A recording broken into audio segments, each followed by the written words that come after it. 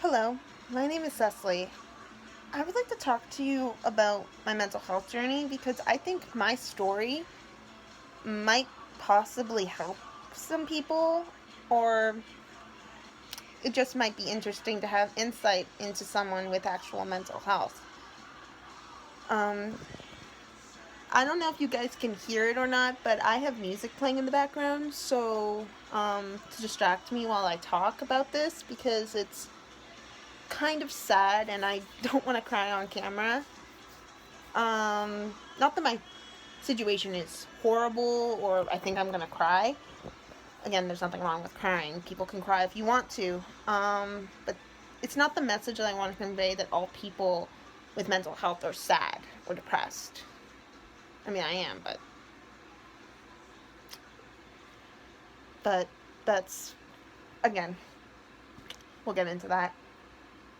So to start things off, I want to say that I was raised by a single mother. My parents separated when I was really young. Like, I don't remember them ever being married. So growing up, I was a sick kid who's always in the hospital. So my mom was always taking care of me, plus my older siblings. Um, she loved us so much. I really didn't know what pain was growing up with her. She always seemed so happy, so positive, so everything, and that was the world I grew up in. She showed me that life always had a bright side. You could have a really horrible situation, but the right mindset, you can get through anything. When I was in 6th grade, the life I had built, where everything was happy, everything was good, everything so positive, disappeared. I was put into an abusive foster home and taken away from the mother who loved me. That home didn't care if we ate or starved.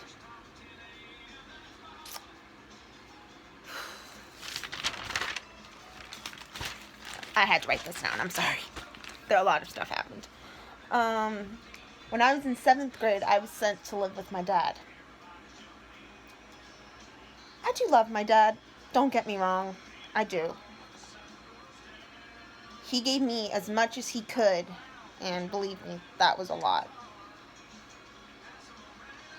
He wanted me to be a perfect daughter. He didn't want me to make a mistake.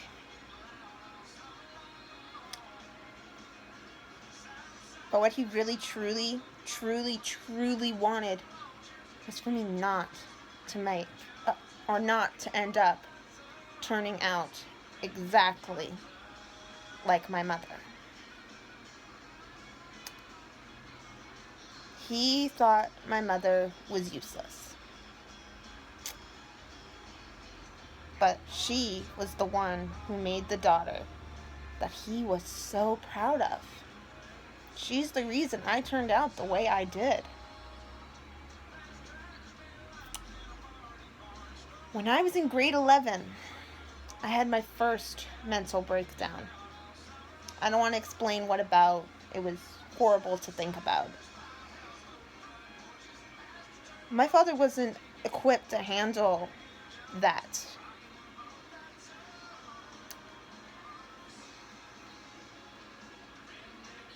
He told me to get over it. I called my mom. She told me we would get through it. He told me to get out. She told me to come home.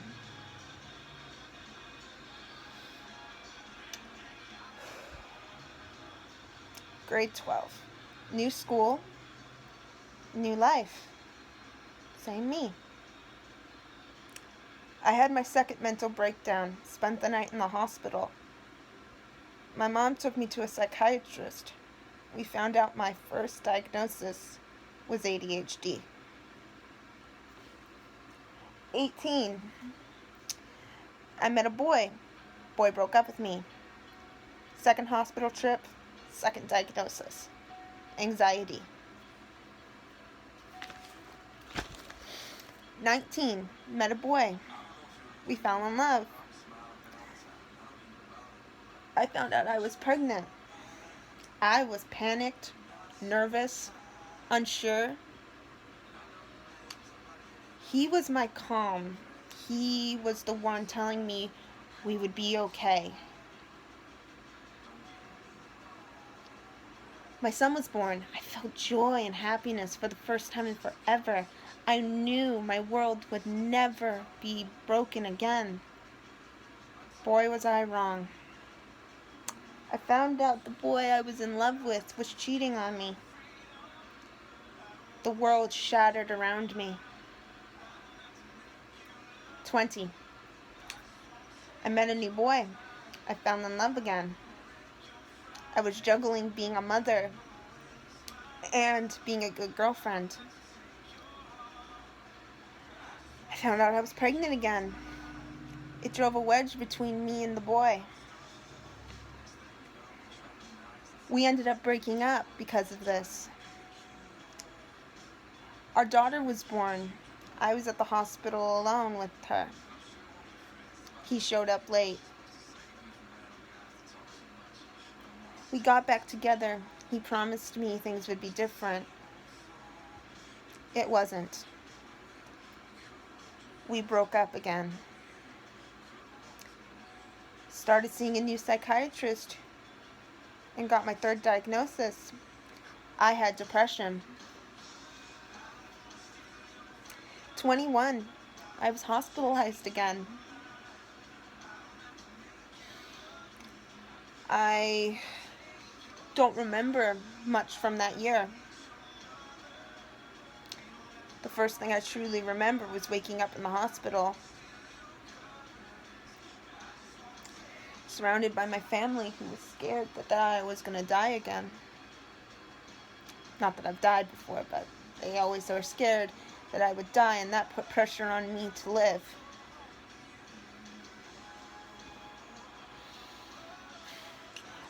I ended up losing custody of my kids that year because they were uncertain if I would ever or be capable of taking care of them if I always had the fear of dying hanging over my head.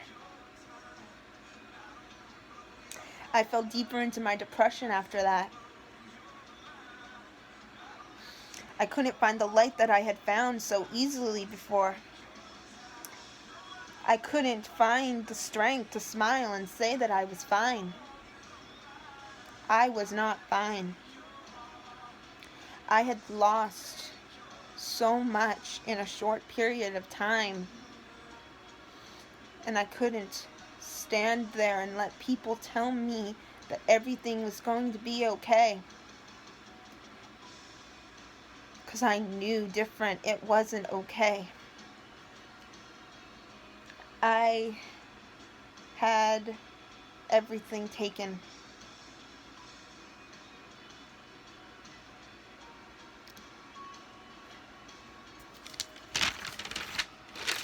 Here I am, 2 months until 23. How am I today? Honestly, I'm okay. It'll take time for me to be fine again, but I will get through it.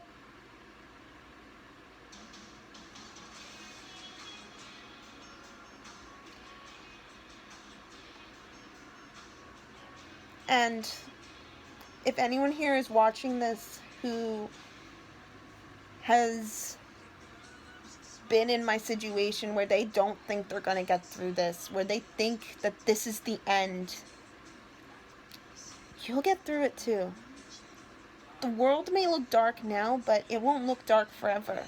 Bad things happen, but it's the strength to get back up after the world knocks us down that proves just how strong we truly are.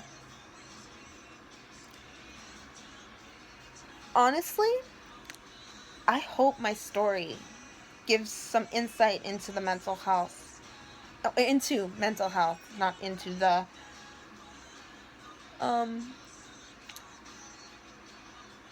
and quite possibly helped you or showed you that not everyone who suffers from mental health does it with a blank face.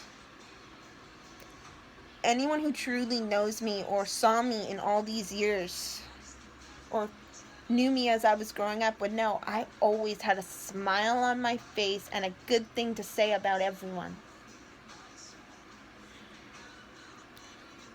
I was suffering for the longest time in silence because I was afraid of how people would look at me or perceive me if they found out I was depressed or anxious or hyperactive for that matter. Like, I have crack addict energy.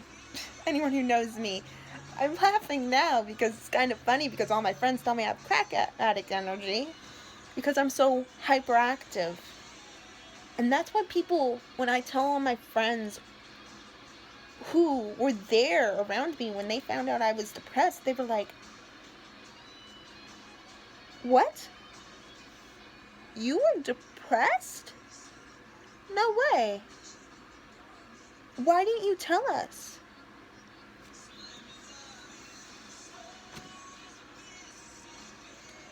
Honestly,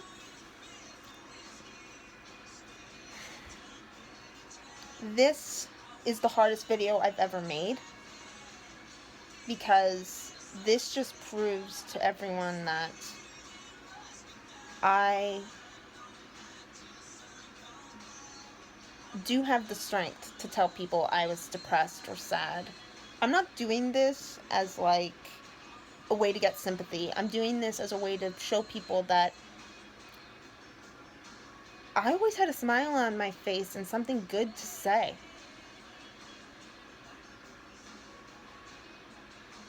But I was still suffering on the inside because I didn't think I could get help. Reach out. Talk to someone. Talk to your friends. Talk to your family. A teacher. Someone. See a doctor, a psychiatrist, anyone. It is not the end. Someone will listen. Godspeed, and I hope that I helped you.